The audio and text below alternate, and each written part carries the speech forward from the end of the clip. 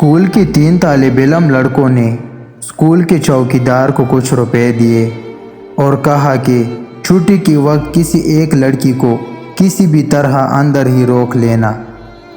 लालची चौकीदार ने पैसे लिए और यूं ही छुट्टी हुई तो उसने एक लड़की को गेट के पास ही बैठा दिया। बाहर जब उस लड़की का वालिद उसे लेने आया तो चौकीदार ने कह दिया कि आपकी बच्ची तो जा चुकी है।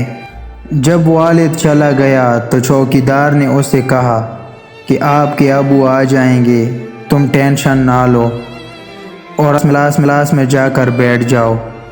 जब कोई आएगा तो मैं तुम्हें इत्ला कर दूंगा। लड़की परेशानी के आलम में क्लास में जाकर इंतज़ार करने लगी तो चुपके से चौकीदार ने कमरे का दरवाज़ा लॉक कर दिया। फिर वो हवस के पुजारी तीनों लड़के आ गए। पहले एक ने जाकर ज़बरदस्ती ज़्यादती की, फिर दूसरे ने भी, लेकिन जब तीसरा लड़का उस कमसिन लड़की से अपनी प्यास बुझाने अंदर दाखिल हुआ तो आगे उस बच्ची को देखकर उसकी सांसें रुक गई और पत्थर की तरह साकित हो गया। जानते हो क्यों?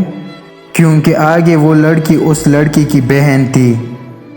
लोगों की बहन बेटियों को दागदार करने वालों सुनो, एक ना एक दिन तुम्हारी बहन बेटियों के साथ भी वैसा ही होगा, क्योंकि ये एक कर्ज है जो चुकाना ही पड़ता है।